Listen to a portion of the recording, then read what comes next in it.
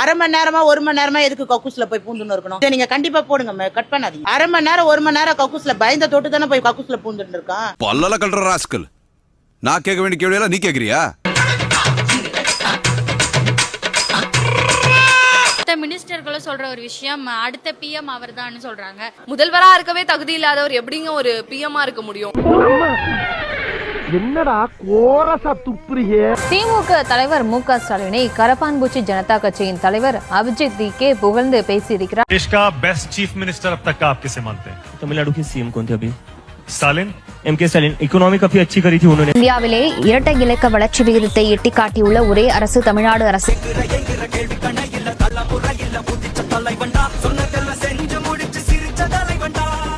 இன்னைக்கு தமிழ்நாட்டையே உலுக்கி இருக்கிற ஒரு விஷயம், ஆச்சரியப்படுற ஒரு விஷயம் என்னன்னா, மதுரையில் இருக்கிற சின்ன பிள்ளை இவங்க தான் ஓரிங் கண்டுபிடிச்சாங்க. என்ன உளறுகிறாய் கேளுங்க. சின்ன பிள்ளைன்ற மதுரை மாவட்டத்துல ஒருத்தவங்க இருந்தாங்க. அவங்க ஓரிங் ஹைட்ரோக்ளாலிக் சிஸ்டத்தை ஆயில் லீக்காம இருக்கிறதுக்கு அந்த ஒரு இதை எம்எஸ்எம்இல இருக்கிற ஒரு எஸ்எஜி மதுரையில இருக்கிற ஒரு பெண்மணி அதை பண்ணிட்டு இருந்தாங்க. செம்ம காமெடி இல்ல? அப்போவே வாஜ்பாய் அவர்கள் அவங்க வீட்டுல போய் அவருடைய கால்ல கும்பிட்டு இருந்தாங்க. கேட்டீங்களா? இந்த அம்மா தொழில்துறை அமைச்சர். என்ன பண்ண போறானோ அப்படியா? எனாரே குலதெய்வமே உன் பிள்ளைய கூடயே இருக்கு அப்பா துப்ப.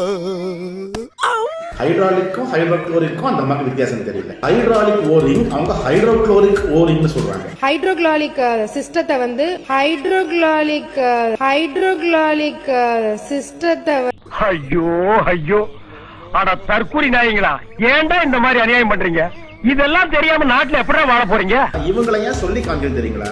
அரசு பள்ளி உள்ள போய் ஒரு பெண் குழந்தையை எழுப்பி வாட் இஸ் யுவர் ஃபாதர்னு கேட்டு அந்த பெண் குழந்தைய கூனி குறுக வச்ச ஆள் இந்த அம்மா. ஹைட்ரோக்ளோரிக்கும் ஹைட்ராலிக்குமே வித்தியாசம் தெரியாம சட்டமன்றத்தில் பேசிட்டு இருக்கீங்க மேடம்.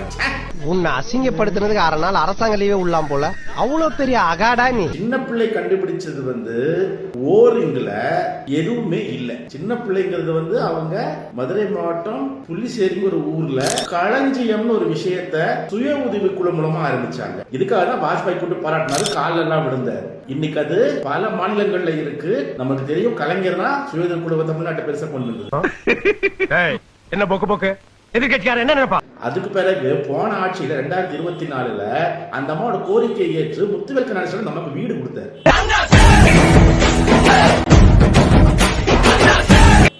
இதெல்லாம் இவங்களுக்கு தெரியாது.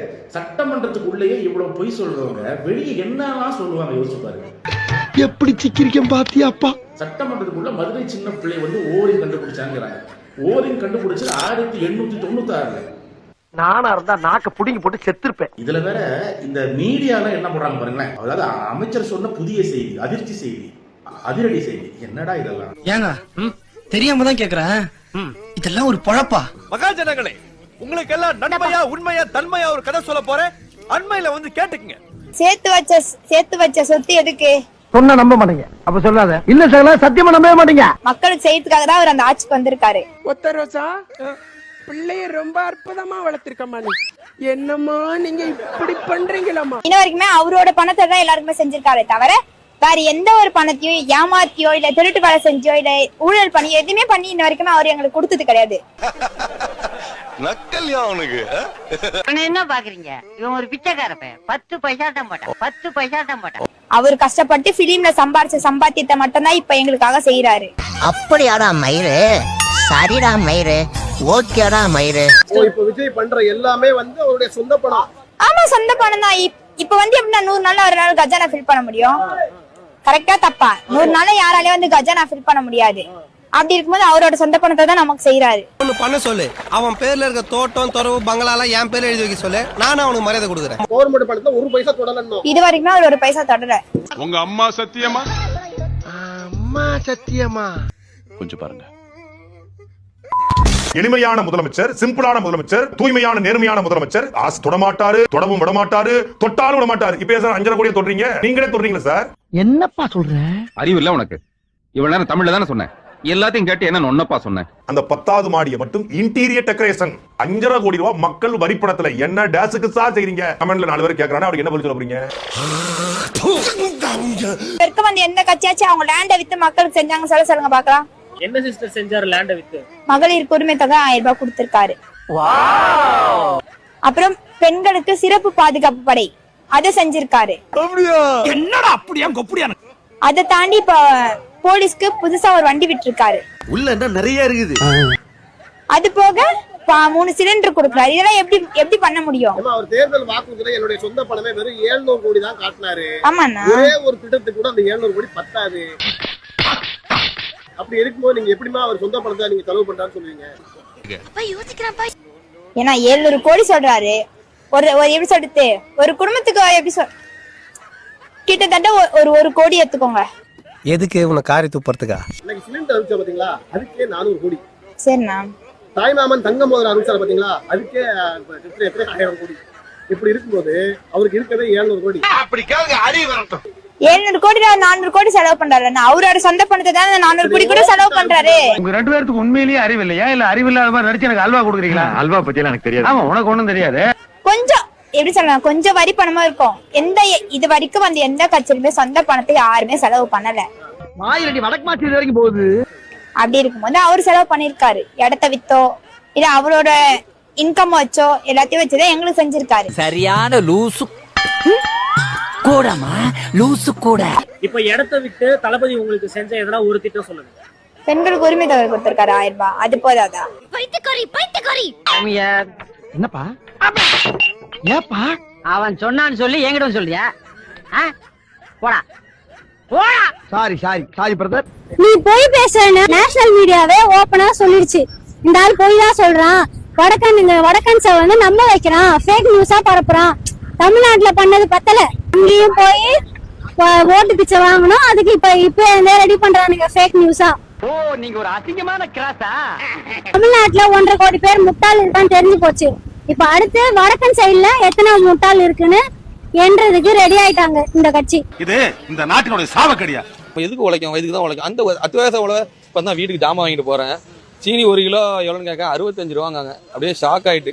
நான் ஏற்கனவே சீனி வாங்கினது 45-46 ரூபாய்க்கு தான் வாங்கியிருக்கேன். சக்கரைனா ஒரு அத்தியாவசிய பொருள் ரேட்னா எங்கேயோ போய் என்ன போக்கு எதிர்கட்சியார் என்ன நினைப்பா? ஒன்றும் இல்லை, அரிசி கேட்க போறேன். அரிசி மண்டியில் போய் அரிசி தாங்கினுங்க 85 ரூபா தான் நார்மல் ரேட்டுங்க. அதுக்கு என்ன செய்ய முடியும்? 50 ரூபாய்க்கு வித்த அரிசி 80 ரூபாய்க்கு போச்சு. 30 ரூபா அதிகமாயிட்டு. எப்படி மக்கள் சம்பாதிப்பாங்க? ஒரு அன்றாடம் காட்சி நடுத்தர மக்கள் எப்படி சம்பாதிக்க முடியும்? அன்னைக்கு நம்ம உழைக்கும் 600 ரூபா சம்பளம் வாங்குறோம். 600 ரூபா சாப்பாடுக்கே போயிட்டா நம்ம என்ன செய்ய முடியும்? நான் சொல்லல, நூதனமா திருடுறது மாதிரி இவங்க எல்லாம் நூதனமா திருடி சாப்பிடுற கூட சேர்த்தவங்க. கரண்ட் பில்லுனா தாறுமாறா ஏறிடுச்சு. சப்போஸ் எடுத்துக்காட்டுக்கு இல்லைன்னா 4000 ரூபாய்க்கு அந்த கரண்ட் பில்லு இப்போ 8000 ரூபாய்க்கு ஆயிடுச்சு. ஒண்ணுமே பண்ண முடியலையா தலைவா? முடியல.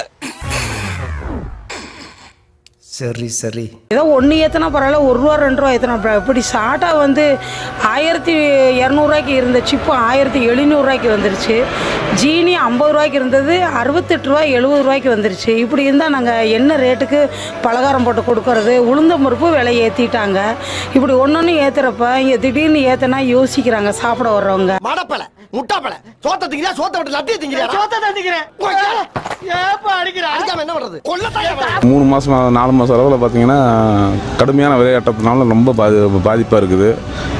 நாங்கள் எல்லாம் பார்த்தீங்கன்னா இங்கே இருக்கிறவங்க கிட்டத்தட்ட 90% போகாமல் கூலி தொழிலாளிகள் தான். எல்லாருமே வந்து பெயிண்ட் அடிக்கிறது, சென்ட்ரிங் வாங்கி போகுது, எல்லாம் லோடு மேலே வேலை செய்கிறவங்க கூலி தொழிலாக தான் இருக்கும். கூலி வந்து அதிகமாக கிடைக்காது.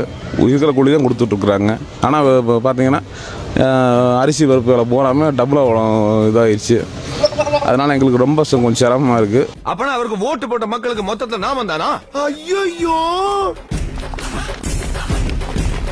ஆஹா, கூட்டத்தை பூரா திருப்பி விட்டானே. இந்த வீடியோ உங்களுக்கு பிடிச்சிருந்தா கண்டிப்பா லைக் பண்ண மறக்காதீங்க. அப்படியே உங்க நண்பர்களுக்கும் ஷேர் பண்ணுங்க. நீங்க பண்ற ஒவ்வொரு லைக்கும் தான் இந்த வீடியோவை மற்ற நண்பர்களுக்கும் கொண்டு போய் சேர்க்கும். மறக்காம சப்ஸ்கிரைப் பண்ணுங்க. உங்க கருத்துக்களையும் கமெண்ட் பாக்ஸ்ல பதிவு பண்ணுங்க.